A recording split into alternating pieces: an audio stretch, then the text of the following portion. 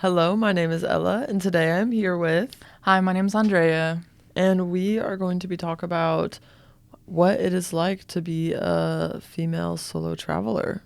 Personally, in my experience, when I'm solo traveling, it's in the US and I have a car. I'm mainly doing road trips, staying in hostels, campsites, etc. What I'm really interested about in hearing is you lived in Chile for a while.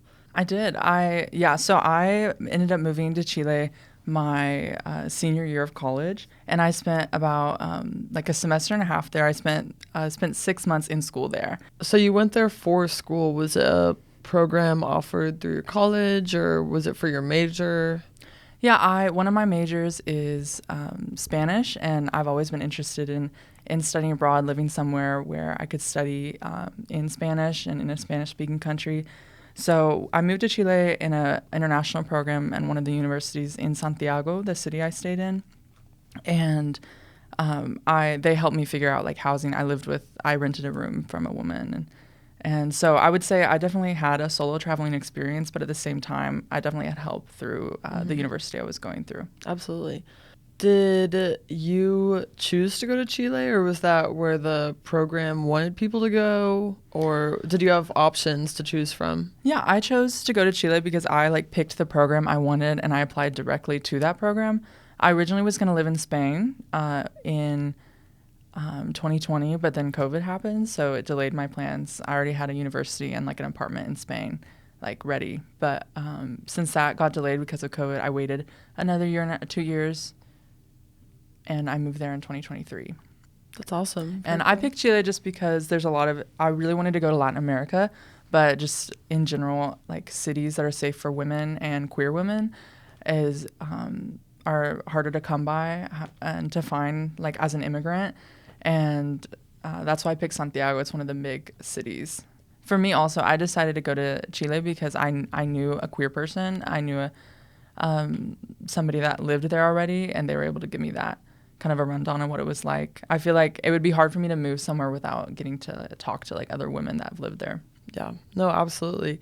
Hearing a first-hand experience from somebody else would definitely add to the comfortability and knowing what to expect at least.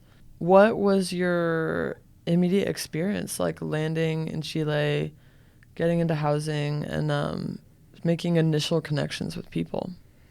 Yeah, I would say that first month there, I mean, like instantly landing, I got to meet with one of the program coordinators. It's kind of like if somebody were to study in like Drury or at Missouri State here, there's somebody who usually tries to meet them at the airport. So somebody met me there and then was able to help me get to a bus that would take me to my apartment that I had just rented. But yeah, moving there, I would say it was a very, I think, lonely experience, but at the same time, really exciting because you're starting somewhere like completely new. You have an opportunity to meet new people and start your classes. I think it really helps to be a student somewhere, to have something where you're already like plugged into some sort of group of people.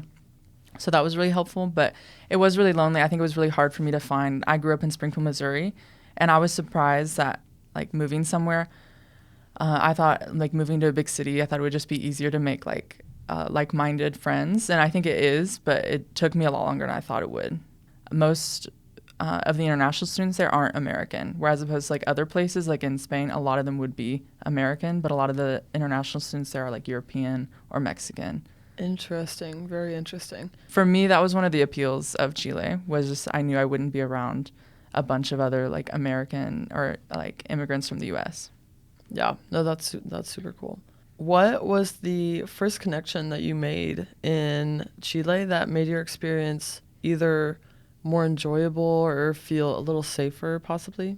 Yeah, I think my program director, the first connection that made me feel safer, I would say was about 2 weeks into living in Santiago. I got to really talk to the director of the international program that I was in, and he was recommending like safe bars for women and for queer people. And I think as a queer woman, like moving somewhere, especially like out of the country, I had never lived somewhere besides Springfield. And that was a really meaningful experience to be able to like talk to somebody who it seemed like he had my safety interests in mind. Yeah, absolutely. Well, especially on the news, a a lot of other non-American countries and cities are really demonized for safety. And so hearing about people that actually went to those cities and went to those countries and had a great experience and didn't feel unsafe is like not something that's really put out there as much. And so the idea that going somewhere outside of the United States as a woman is just like sort of demonized in like a weird way. So I agree. I think for women, especially like growing up in the U.S., we're taught that like other places are just dangerous for us. And I would say like the way I feel in Springfield in the U.S. can be really equatable to how I felt in Chile. I think also it doesn't take into account like the cultural differences and like views and perspectives of women. And so like in Latin America, the perspective of women, like women maternity leave and like laws about women surrounding women have always been more progressive, like in Chile at least, than in the U.S. But it's mainly for the fact because they value motherhood so much and they religiously like value Mother Mary, as opposed to I wouldn't say like that Catholic like roots, at least in the Midwest where I grew up, aren't as strong. And so I think like I would say there's definitely obviously issues like surrounding like women like issues in Chile, but it's different than the U.S. Well, I'm pretty sure, I don't know if women's voters' rights, I don't know about the dates on that, but I know like maternity leave, anything related to like motherhood and like workforces like has always been more progressive in Chile, which is like Chile like 6 years ago had an insane dictatorship, like politically a lot less like advanced, I would say, than like quote America's democracy.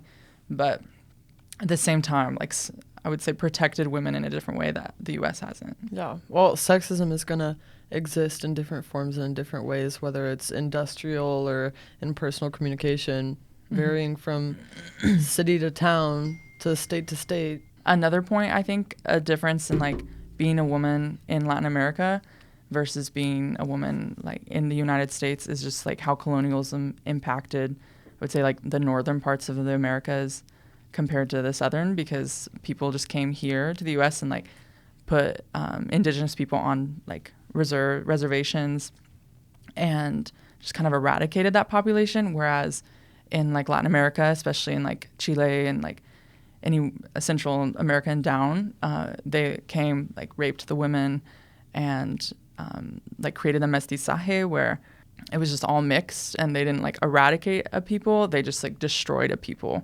And that like continued to live on and reproduce. So the generations in Chile that we're seeing now and like other countries in Latin America are like a product of like the indigenous people, where I feel like in the U.S. where you don't see that as much. You don't see this. You just see people who colonized the U.S. and then like reproduced. Yeah. Like, does that make sense? That's fascinating. Yeah, I mean, I don't know anything about so I would history. Say, yeah.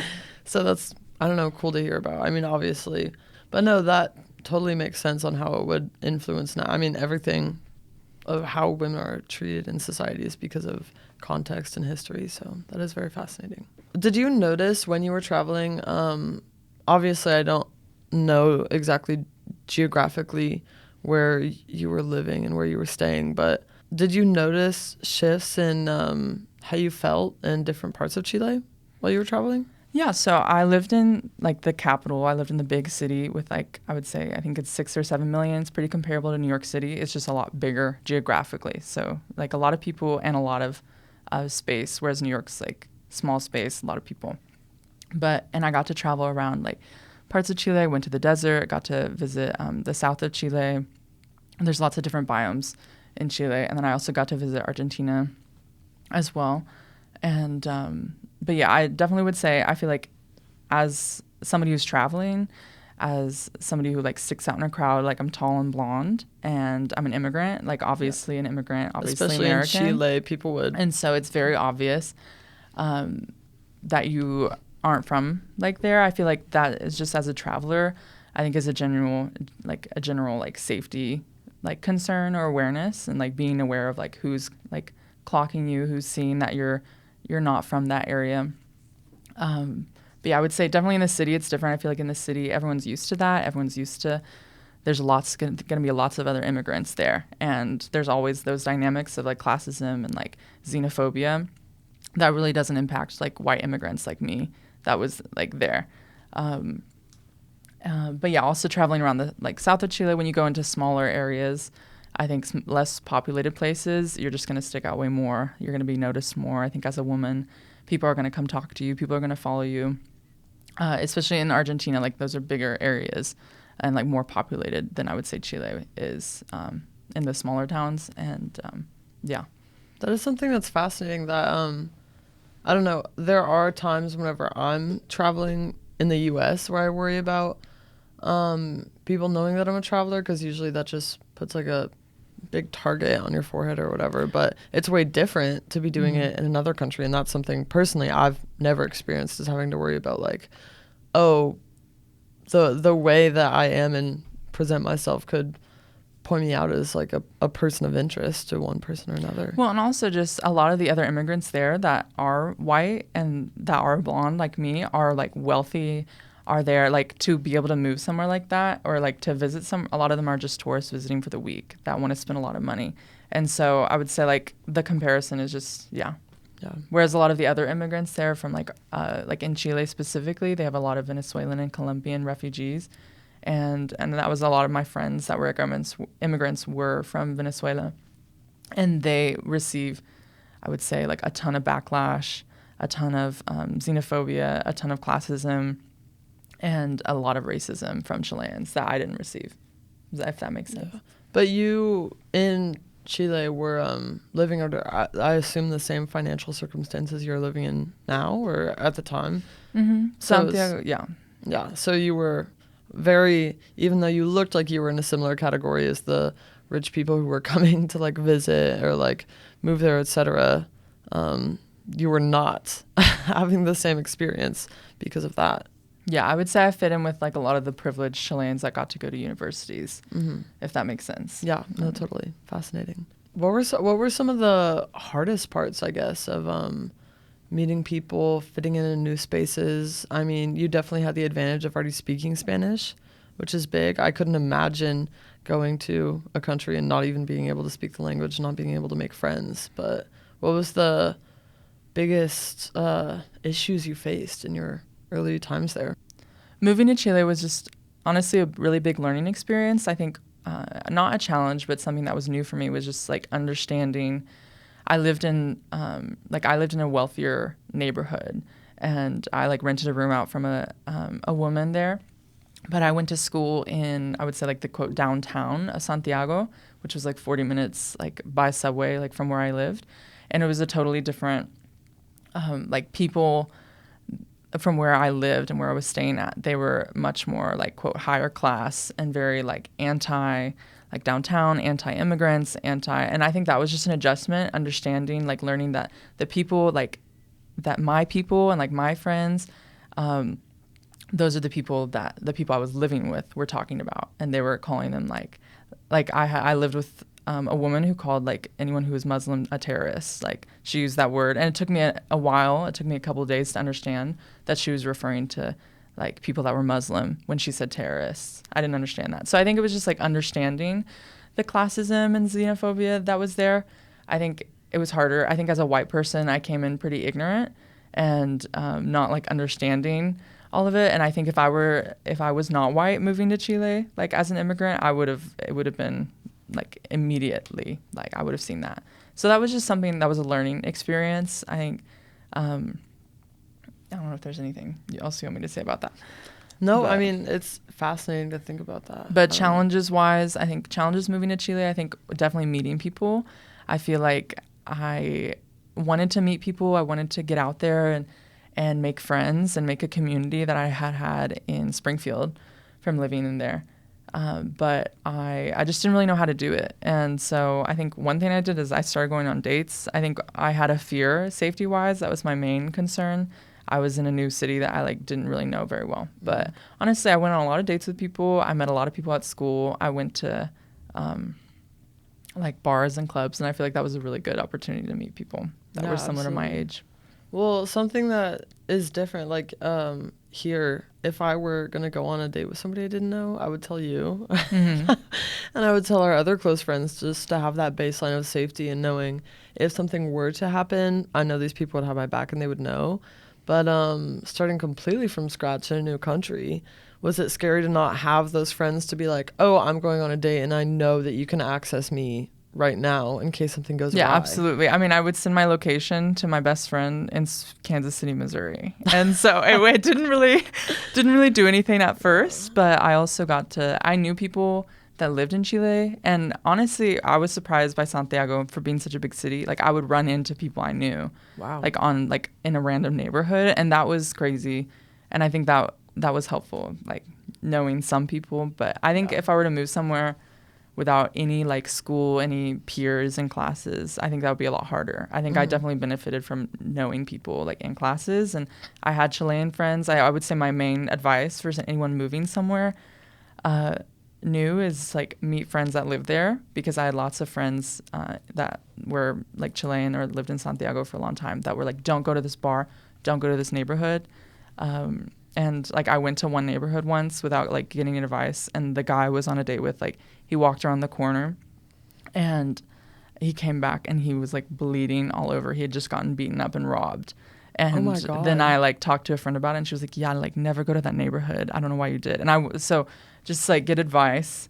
That's horrifying. So yeah, because in Springfield, like I know where to be, and like in places I've been for a long time, like I know where to be, like where not to be at specific times. Well, I was about to say, like, people, if So it was I really had a luck friend- why I didn't get it was really luck for me. Yeah. I mean, if we had a friend that visited that had never been here before, it would be like, oh, we're like, it's 2 a.m. on a Friday. We're not going to the square. Yeah, exactly. We can go in South, but And we that's can just go into the something we square. know. It's just something like, or don't, I don't know. Yeah.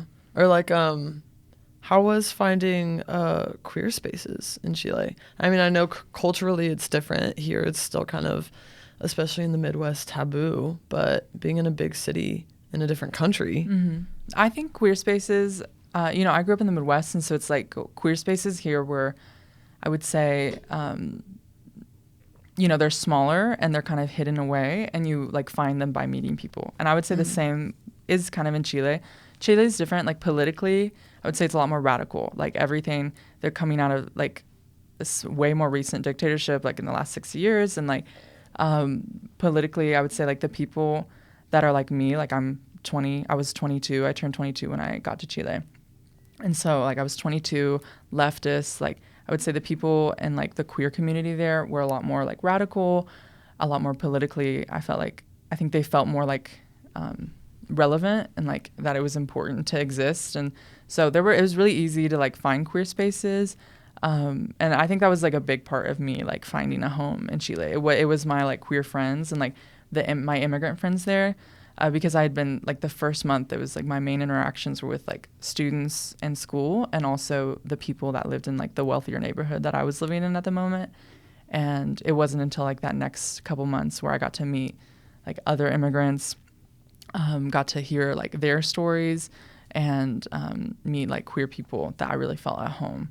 And I think another thing is like you just meet people who like are of similar identities to you, or like queer as well, and can also help, and are also women, and can help you understand like how to be safe where you are. So it sounds like having that basis of context, whether it's being a student, being an immigrant, or being queer, is what really opened up the opportunity to making that initial connection and making other friends based on that. Yeah, and like for me, I think if I was just like if I was just like a cis male, like a white cis male moving there, I think I wouldn't have to like think about those things. But I think as a woman, like you go there and you have to be a lot more particular and picky about like where you're going and who you're hanging out with. Interesting. Very interesting. Were there white cis het men in the group of people that were going to Chile for school that you like interacted? Did you see how any differences in the way you found friends and the way you were living in Chile versus the way they were? Yeah, there were a few. There were definitely a lot of men in the program I was in, and then there was a few that were like American, and yeah, definitely different experience from me. It was just easier for them. Like, I don't think they cared as much to worry about like safety in the ways that I needed it to. But I think a lot of less people like came up to talk to them. So I definitely like had an opportunity.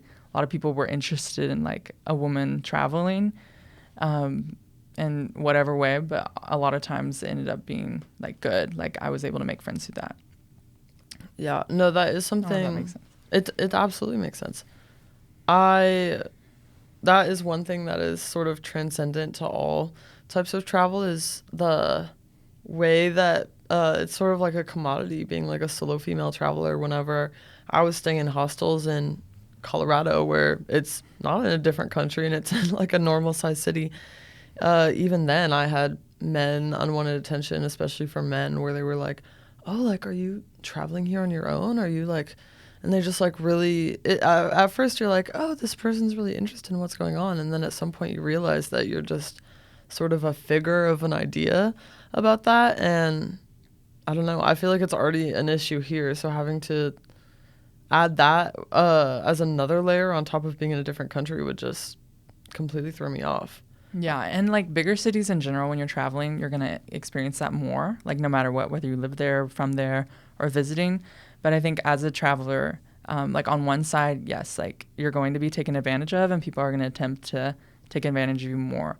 Um, as a woman traveling alone, but at the same time, I also got the experience of like meeting other women and other queer people and other people like of minorities that were able to like help me and guide me. And I feel like those are the friendships and like the connections that really helped me like have a really amazing experience like traveling and help make me feel safer. I don't know Yeah. if that makes sense. No, absolutely it does. So we've talked about the similarities of facing adversity here in the Midwest and then also in Chile. What are some of the biggest differences that you noticed? Yeah, I mean, a big thing was like living in Santiago and like a big city, like compared to like a city that I had grown up in, like in Springfield. It was a lot different size. So I think that was just one thing. Like the safety concerns in a bigger city are different, obviously, but culturally and like living in Chile. No, I think I mean traveling and like living in Chile, obviously there's always going to be experiences. One was I think my friend was one of my close friends, Chloe, was on the metro and a guy just like started like coming on to her and like was like hovering over her and like trying to like take his pants off and really uncomfortable situation, and that ended up resolving by like an older like Chilean woman who's like 60 or 70 like grabbing her and taking her off the metro, letting the doors close where the guy was still in the metro, and like she was like said to her and just essentially was like, don't like do that, like you need Wow. to like be safe, like stay like aware, just because my friend wasn't paying attention. Another scenario like in that line of situation is that I think one time I was talking in English to one of my friends on the metro because she didn't speak Spanish, and I got off and I wasn't paying attention, and I was like middle of the day, had my like school bag on, and I was like walking to the metro was 3-minute walk from my apartment complex, and I was walking there, and then I like turned around because I heard something, and there was a woman with a knife that had been on the metro that had heard me and like was following me and saw me as a target. And thankfully I was able to get away and like get into my gated like community. But yeah, just being aware. I would say like those situations are just more likely to happen. Like I had somebody like try to grab my bag when I was in a park, and it was like tied around my feet. But that happens. I've seen that happen to like all women. I've literally was walking behind a woman like on a street, and she had her phone out, which isn't really something you do in a big city anyway. But she had her phone out, and a guy on a motorcycle just like stopped by, grabbed the phone, and kept going. You know. Jeez. Yeah. So those things, yeah. Yeah. But that's also, some of those are just like, not some of them, all of them could happen in New York, Anywhere, in LA. anywhere. I Yeah. would say I've seen those happen in New York and other Yeah. places. And that's just, I mean, like, obviously it is different culturally to be in a different country in a city like that, but it's also like the difference just period from being in a big city. It's having to worry about different things. I don't know. Yeah. If people from big cities listen to this, they're going to be like, obviously. Obviously, that's going to happen. And I think another thing in Chile, I felt like culturally, the like perspective of women is just like a little bit different. I feel like everywhere is just protective of people. I think if you're a good person and you see somebody like getting hurt or getting like taken advantage of, you want to step in and help them. I feel like is a general consensus. But in Chile, I feel like that happened a lot. I feel like people really cared about, like, they could see like a woman in need or a woman like vulnerable and like would come. Like I had people, and one time I was in a club and like someone grabbed me, which that could happen like anywhere too, and was like trying to like pick me up and like physically like bring me somewhere else, and like a guy stepped in and just stopped it. Yeah. No, that's great. We've talked a lot about adversities and facing issues. What's something that you experienced on the trip that has genuinely changed your perspective for the better? Yeah, I would say my favorite things about like having lived in Chile that really have changed me. One are the like people that I got to meet. It's like meeting connections and people like I would never have met here. And I think in Chile specifically, it's like a refuge. It's often like right now, it's a refuge for a lot of like queer people and other people in Venezuela and Colombia. And so there's a lot of refugees. And so in the queer spaces I was in specifically, I was meeting like a lot of my friends that were Venezuelan that had to like leave their homes and like leave their country with like in a very like difficult way and a hard way, and live in Chile in a hard way, in a difficult way, not because like they wanted to or it was a choice to like move without documents and like have to like hire people to like smuggle them into the country, but just because it was for their safety, for them to actually like have a chance to live with their like partner, or have a chance to just like live somewhere and be safer. And so I think that was a big experience. I think it really put, my experience as a queer woman in the United States into more perspective. I would definitely say travel. I think whether you're a woman or like whatever your identity is, I really think like anyone can travel, meet people, connect to people, talk to people that are like you, talk to other women, talk to other queer people that live there. I think that was a great lesson for me. I like found Instagrams of like queer organizations in Chile. And that was also a way for me to like meet people through that. And I think anyone could do that. Like whether you're a woman, whether you're a queer person, whether you're a guy that really likes soccer, like you can find something that's for you. And I think just as a woman who got to travel and live in Chile, that was my main like learning lesson, is just it's going to be the people that you meet there and like that are going to shape your experience. Yeah, absolutely. Traveling isn't inaccessible to somebody just because of who they are. And I don't know, I feel like that's something that needs to be like really pushed, especially now in like the society we live in. It's important that people understand that they have the availability to do that. No matter if they're scared, no matter if they wonder if it's going to be hard or if they're going to fit in, it's important for people to understand that they can do it. Because the more cultures you see, the more people you meet, and the more things you understand, the more context you'll have of the world and be able to make good decisions. I agree. And I think living in Chile gave me a whole different perspective of my home now. Yeah. Like living in Springfield, I wasn't planning on living in Springfield when I moved back, and I probably wouldn't have if I hadn't lived in Chile. I probably wouldn't have stayed here as long, but I feel fine to do it now. I don't know if that makes sense. Yeah. No, finish off that thought. It was good. Yeah, I feel like it just gave me a different perspective on my home and like a different appreciation of living somewhere where you have connections and have like people that have your family. And I think like living in Chile without family and getting to like have my friends and like them become my family and like get involved in their families, and just in general I think gave me like a bigger appreciation of my own home. Yeah, once you learn how to make those connections once, it just gets easier every time. This was episode 1 of the podcast with Andrea. It was really awesome to be able to talk to you. I loved hearing all of your stories from being a female solo traveler and person that lived in Chile. Very, very cool. Very awesome. Thanks for having me. Yeah, absolutely. Thank you. I'll see you next time.